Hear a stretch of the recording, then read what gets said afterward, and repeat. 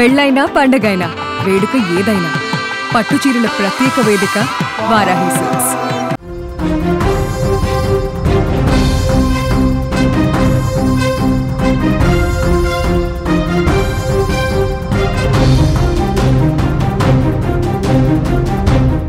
Breaking news చూస్తున్నాం.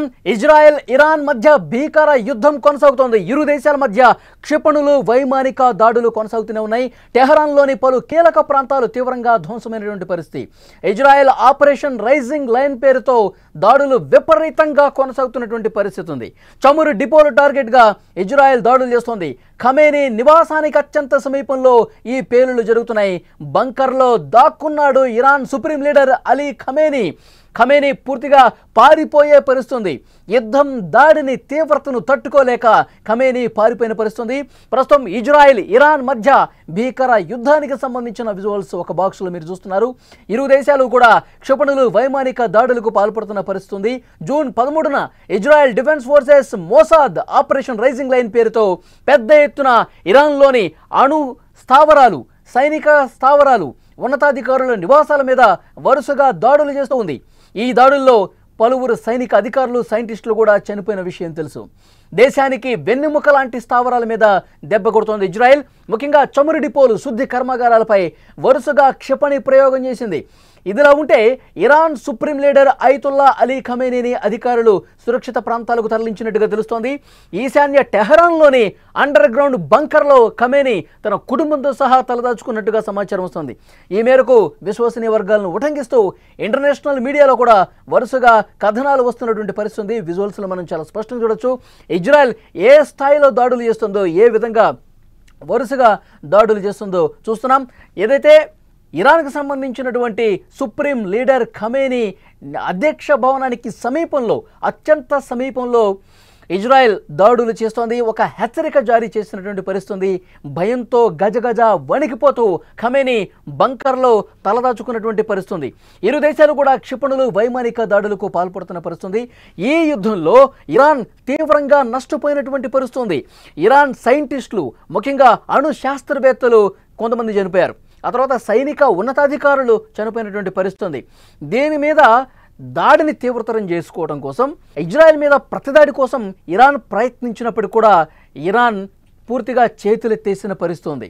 Israel చేస్తున్నటువంటి దాడికి ఏమాత్రం కూడా తట్టుకోని పరిస్థితి ఇక్కడ చాలా స్పష్టంగా కనిపిస్తోంది. ఖమేనీ నివాసంతో పాటు ఇరాన్ అధ్యక్ష నివాసానికి సంబంధించినటువంటి కార్యాలయానికి సమీపంలో కూడా పెద్ద ఎత్తున దాడులు చేసినటువంటి పరిస్థితి. ఖమేనీ భద్రతకు ప్రమాదం పొంచి ఉందని చెప్పి అధికారులు భావించారు. ఆ నేపథ్యంలోనే బంకర్కు తరలించినటువంటి పరిస్థితి.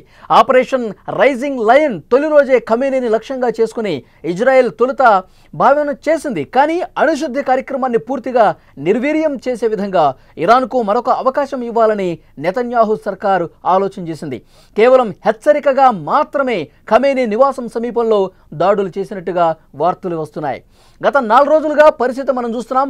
ఇజ్రాయెల్ వరుసగా చేస్తున్నటువంటి ఈ దాడులతో ఇరాన్ వైపు భారీ నష్టం కనిపిస్తోంది. సైన్యాధికారుల మీద దాడులు, అణు శాస్త్రవేత్తలు ఈ దాడుల్లో చనిపోయారు. ఇరాన్ సైనిక దళాల పర్యవేక్షకుడు general Mohammad Bagheri, revolutionary guards అధిపతి మేజర్ జనరల్ హుసైనీ సలామీ, ఆ విభాగం ఇంటెలిజెన్స్ చీఫ్ కూడా మృతి చెందడం ఇక్కడ గమనించాల్సినటువంటి విషయం. దాడులు, ప్రతిదాడులతో మొత్తం కూడా అట్టుడికిపోతున్న పరిస్థితి. ఈ యుద్ధంలో ఇరాన్ తీవ్రంగా నష్టాన్ని చూసినటువంటి పరిస్థితి. నెతన్యాహు ఒక సంచలన ప్రకటన కూడా చేశాడు. ఇరాన్ పూర్తిగా గురిపెట్టింది ట్రంప్ మీద, ట్రంప్ను చంపాలని చూస్తోంది ఇరాన్ అంటూ ఇజ్రాయెల్ అధ్యక్షుడు నెతన్యాహు ఒక సంచలన ప్రకటన చేశాడు. అంటే పరిస్థితి ఎంత క్లియర్గా ఇక్కడ కనిపిస్తుందో మనం అబ్జర్వ్ చేయొచ్చు. ఇరాన్ ఇజ్రాయెల్ మధ్య పెద్ద ఎత్తున ఈ దాడులు ఒకవైపు కొనసాగుతుంటే, మరోవైపు ఇలాంటి సంచలనమైనటువంటి ప్రకటనలు బయటకు వస్తూ ఉన్నాయి. నెతన్యాహు చాలా కీలకమైనటువంటి స్టేట్మెంట్స్ ఇస్తూ ఉన్నాడు. ట్రంప్ మీద ఇరాన్ గురిపెట్టింది. ఈ ప్రపంచంలో ఇరాన్కి ఉన్న మొదటి శత్రువు డొనాల్డ్ ట్రంప్ మాత్రమే. కాబట్టి డొనాల్డ్ ట్రంప్ను చంపాలని చూస్తోంది అంటూ పెద్ద ఎత్తున ఒక సంచలన కామెంట్ని నెతన్యాహు పేల్చినటువంటి పరిస్థితి. అంతకుముందు ట్రంప్ కూడా మరొక స్టేట్మెంట్ పాస్ చేశారు.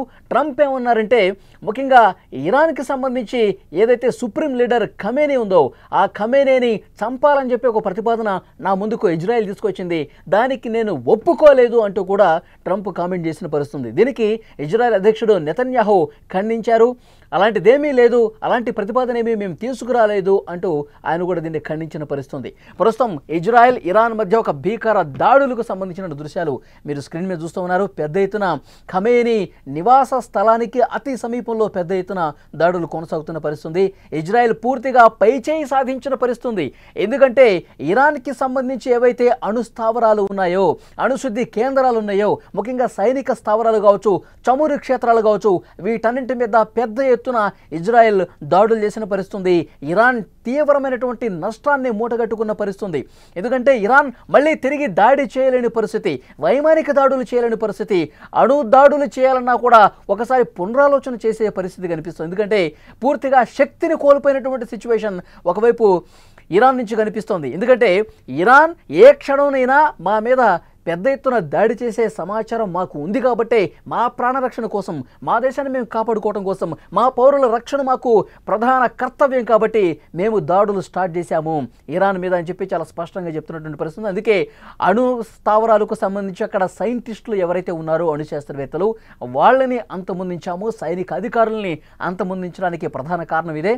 మా దేశం మీద ఏ క్షణమైనా వాళ్ళు పెద్ద ఎత్తున దాడికి ప్లాన్ చేస్తున్న సమాచారం ఉంది కాబట్టి ముందుగా వాళ్ళ స్థావరాలు, సైనిక స్థావరాలు అటు సైడ్ నుంచి పెద్ద ఎత్తున దాడి చేసే అవకాశం ఉండకూడదని చెప్పి కేవలం వాటి మీద మేము దృష్టి పెట్టి దాడి చేశాము, ధ్వంసం చేశాము, మళ్ళీ తేరుకోవడానికి కొన్ని సంవత్సరాలు పడుతుంది ఇరాన్ అని చెప్పి నెతన్యాహు కీలకమైనటువంటి స్టేట్మెంట్ ఇచ్చినటువంటి పరిస్థితి.